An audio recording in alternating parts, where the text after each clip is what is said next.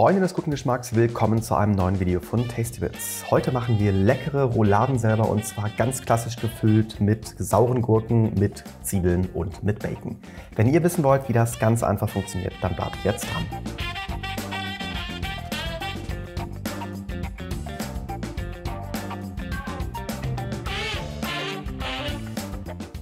Für unsere Rouladen beginnen wir zunächst einmal mit den Vorbereitungen des Gemüses. Ich habe hier ein Suppengrün, das besteht aus einem Stück Sellerie, also Knollensellerie, aus 3 Möhren, aus einem Porree und aus einer Zwiebel. Die werde ich zunächst mal putzen und dann in grobe Würfel schneiden. Du musst dich nicht exakt an diese Mengen halten. Wenn du zum Beispiel Staudensellerie hast oder ein bisschen mehr Möhre oder weniger, dann kannst du das ohne Probleme auch verwenden. Ich würde mich übrigens riesig freuen, wenn du den Kanal von Tastybits hier auf YouTube gleich abonnierst, dann verpasst du in Zukunft kein neues Video mehr. Aber weiter im Text, unsere Rouladen gebe ich jetzt zwischen Frischhaltefolie, am besten zwischen 2 Stücke Frischhaltefolie, und diese werden jetzt plattiert. Das hilft dabei, dass die Roulade ein bisschen flacher wird, ein bisschen platter wird und außerdem wird sie dadurch auch zarter. Du kannst das gerne mit einem Schnitzelhammer machen, wenn du sowas nicht hast, klappt es aber auch mit einem kleinen Kochtopf. Diese erste plattierte Roulade lege ich mir jetzt zur Seite und verfahre mit den anderen ganz genauso. Das zeige ich euch jetzt aber nicht, weil das wird ein bisschen langweilig auf Dauer. Wir machen stattdessen weiter mit einer Zwiebel, die wird zunächst mal halbiert und dann geschält. Das ist die Zwiebel für die Füllung unserer Roulade später. Dementsprechend werden wir die jetzt ein bisschen kleiner schneiden. Du kannst sie entweder, also erstmal ganz wichtig natürlich, dass du den Strunk entfernst und dann sechstel ich diese Zwiebel gerne. Also einfach in so grobe Stücke schneiden, mit denen wir die Roulade später gut füllen können. Und in der klassischen Rouladenfüllung dürfen natürlich auch Cornichons nicht fehlen. Ich habe hier 8 Stück oder du kannst auch alternativ kleine Gewürzgurken nehmen, die einfach längs in Viertel geschnitten werden. Auch so achte auf die Größe, dass sich die Roulade wunderbar damit füllen lässt. Und Roulade ist auch schon ein super Stichwort, denn jetzt geht es an das Füllen. Zunächst mal nehme ich mir die plattierten Rouladen und würze sie mit einer guten Prise Salz und außerdem ein bisschen frisch gemahlenem schwarzen Pfeffer. Dann gebe ich ungefähr 1 Teelöffel scharfen Dijon-Senf auf die Roulade und verteile den mit einem extra Löffel, damit ich nicht mit diesem Löffel jetzt wieder in den Senfpottich gehe, sage ich mal. Und dann kommt unser Frühstücksspeck dazu. Ich habe einen Bacon verwendet, du kannst aber auch gerne einen geräucherten Speck oder was Ähnliches verwenden. 2 Scheiben davon sind ausreichend. Und dazu gebe ich eine halbe Gewürzgurke und außerdem ein kleines Stück von der Zwiebel. Und jetzt kommt ein ganz wichtiger Tipp, denn damit eure Rouladen nicht auseinanderfallen und die Füllung verlieren, klappt ihr sie an der Längsseite einmal vorsichtig um. Das natürlich an beiden Seiten. Das sorgt nämlich genau dafür, dass die Füllung dort bleibt, wo sie sein soll, und zwar in der Mitte der Roulade. Wenn das geschehen ist, dann kannst du deine Roulade auch aufrollen. Jetzt natürlich von der kurzen Seite, vorsichtig, aber schon durchaus fest, dass sich eine richtig schöne, stramm gerollte Roulade ergibt, die wir dann schließlich noch verschließen können. Das geht beispielsweise wunderbar mit einem Zahnstocher oder mit einer Rouladennadel oder auch mit Küchengarn, wenn du welches zu Hause hast. Und das ist jetzt natürlich nur eine Roulade, die wir angefertigt haben oder die wir gerollt haben. Das war jetzt mal exemplarisch. Damit es sich vielleicht noch ein kleines bisschen setzt und dann ein bisschen sicherer wird, zeige ich dir es im Schnelldurchlauf nochmal. Also Roulade nehmen, diese mit Salz und Pfeffer würzen. Darauf kommt 1 Teelöffel Senf, den gut verstreichen, dann 2 Scheiben Bacon oder Frühstücksspeck dazugeben, ein bisschen Gurke, ein bisschen Zwiebel längs einschlagen, aufrollen, verschließen und fertig. Jetzt geht es auch endlich ans Kochen, und zwar nehmen wir uns einen großen Breter und erhitzen darin 1 bis 2 Esslöffel Butterschmalz, denn unsere Rouladen werden jetzt darin kräftig von allen Seiten angebraten. Ich habe hier einen etwas kleineren Breter verwendet, dementsprechend brate ich meine Rouladen tatsächlich portionsweise an, also erstmal die ersten 3, dann immer zwischendurch mal umdrehen, dass sie von allen Seiten wirklich richtig schön goldbraun und knusprig werden können, dass sie schöne Röstaromen entwickeln, das ist später für die Soße ganz wichtig.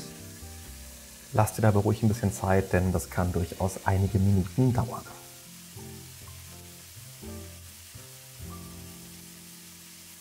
Und wenn dann die erste Rutsche an Rouladen fertig ist, dann legst du sie einfach zur Seite. Du musst sie nicht unbedingt warm halten, sondern einfach in den Teller geben und zur Seite stellen. Denn jetzt braten wir erstmal noch die restlichen 3 Rouladen an, hier aber ein bisschen im Schnelldurchlauf. Immer mal umdrehen, goldbraun anbraten und dann herausnehmen und zur Seite stellen. Und in unserem Breter hat sich jetzt ein wunderbarer dunkler Bratensatz gebildet, den wir natürlich lösen wollen. Dazu gebe ich zunächst mal das vorbereitete Suppengemüse mit dazu und brate alles einige Minuten kräftig an. Dazu gebe ich ungefähr 2 Esslöffel Tomatenmark. Das sorgt dafür, dass die Soße einen schönen Geschmack bekommt und eine schöne Bindung bekommt. Das Tomatenmark wird einmal gut untergerührt und so ein ganz kleines bisschen mit angeröstet. Nicht zu dunkel, sondern nur ein ganz kleines bisschen, wie gesagt.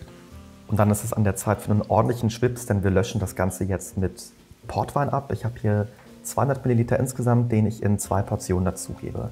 Du kannst das gerne flambieren, wenn du magst, es ist aber nicht unbedingt notwendig.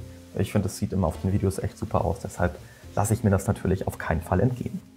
Aber gerne noch ein Wort zu diesem doppelten Ablöschen. Das empfehle ich dir auf jeden Fall immer, wenn du solche Bratensoße oder Ansätze machst, immer doppelt oder dreifach ablöschen. Das heißt, die erste Portion Wein dazugeben, alles verkochen lassen, bis wirklich die gesamte Flüssigkeit weg ist und dann noch ein zweites Mal Wein dazugeben. Das dauert ein bisschen länger, sorgt aber dafür, dass deine Soße eine richtig schöne Tiefe und einen richtig schönen Geschmack bekommt.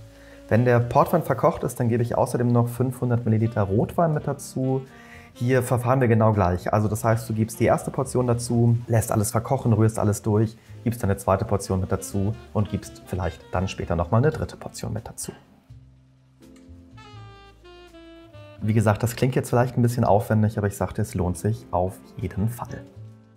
Hinzu kommen jetzt außerdem noch 2 Lorbeerblätter, die geben so ein bisschen mehr Geschmack und ein bisschen Salz und ein bisschen frisch gemahlener schwarzer Pfeffer. Und dann brauchen wir schließlich noch eine Flüssigkeit zum Schmoren, denn der Wein ist ja komplett verkocht. Dazu gebe ich nun 500 Milliliter Rinderbrühe mit dazu. Du kannst welche aus dem Glas verwenden oder auch gerne eine selbstgekochte. Und jetzt ist es an der Zeit für unsere Rouladen. Diese lege ich jetzt mit in diesen Schmorfond ein. Achte am besten darauf, dass dein Bräter groß genug ist. Bei mir ist es fast ein bisschen knapp geworden. Und dann sollten deine Rouladen auf jeden Fall mit Wasser bedeckt sein. Eventuell kannst du noch ein bisschen Wasser oder ein bisschen Brühe angießen, bevor es jetzt in den Ofen geht zum Schmoren. Den Backofen habe ich schon auf 150 Grad Celsius Ober-Unterhitze vorgeheizt und deine Rouladen kommen jetzt für mindestens 2 Stunden in den heißen Ofen. Ohne Deckel tatsächlich, wenn du sie noch zarter und noch leckerer haben möchtest, dann empfehle ich dir, lass sie 2,5 oder noch besser 3 Stunden schmoren, dann werden sie umso besser.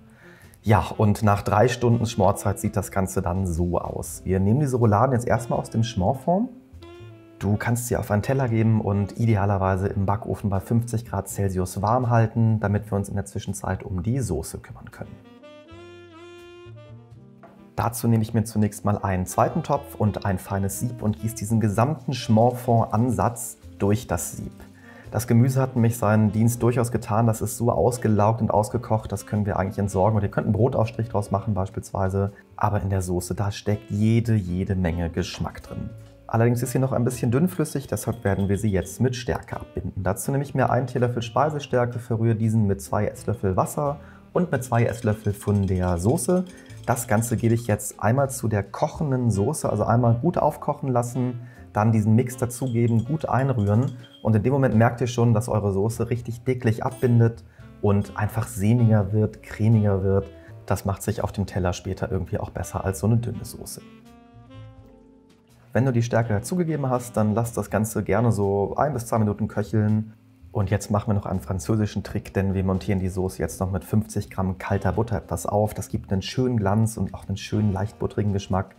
Finde ich ganz wunderbar dazu. Einfach 50 Gramm kalte Butter dazugeben mit einem Schneebesen oder mit einem Pürierstab, unterrühren und dann ist eure Soße fertig. Ich gebe diese jetzt zurück in den ursprünglichen Bräter, weil ich meine Rouladen gerne darin servieren möchte. Und Rouladen ist auch wieder das Stichwort, denn die Rouladen müssen jetzt natürlich zur Soße gegeben werden. Roll sie am besten so ein bisschen darin, dass sie vollständig von der Soße bedeckt sind und dann kannst du sie auch ohne Probleme beispielsweise kalt stellen und am nächsten Tag ganz langsam aufwärmen. Für mich kommt das aber nicht in Frage, denn ich habe jetzt Hunger und will sie jetzt sofort essen. Zusammen mit ein paar leckeren Salzkartoffeln beispielsweise passt das wunderbar. Außerdem mit einem leckeren Rotkohl. Das Rezept dafür verlinke ich euch gerne mal, aber auch mit Rosenkohl beispielsweise passt das wunderbar zusammen oder mit Bohnen im Speckmantel oder mit ganz vielen anderen Dingen. Jetzt fehlt natürlich noch unsere Roulade, die gebe ich jetzt auch mit dazu. Bitte darauf achten, es ist natürlich ein Zahnstocher drin oder die Rouladennadel, also die idealerweise vor dem Servieren noch entfernen und dann kommt unsere Soße mit dazu. Und sieht das nicht klasse aus? Eine leckere Roulade mit Salzkartoffeln und selbstgemachtem Rotkohl. Ein bisschen Petersilie über den Kartoffeln darf nicht fehlen und dann ist euer Essen auch schon fertig zum Servieren. Ich wünsche euch viel Spaß beim Nachkochen und einen guten Appetit. Lasst mich gerne wissen, wie es euch geschmeckt hat. Ich muss sie jetzt natürlich auch probieren und ich kann euch sagen, es ist super zart geworden. Diese Schmorzeit von 3 Stunden lohnt sich wirklich. Ja, es ist einfach wunderbar und eine tolle Soße, zartes Fleisch, ein richtig tolles Festtagsgericht oder Sonntagsgericht. Ich würde mich riesig freuen, wenn ihr den Kanal von Tastybits hier auf YouTube gleich abonniert und dem Video einen schnellen Daumen nach oben gebt. Dann verpasst ihr in Zukunft kein neues Rezept mehr von mir. Ich wünsche euch jetzt einen guten Appetit und freue mich auf euch im nächsten Video. Macht's gut, bis dahin.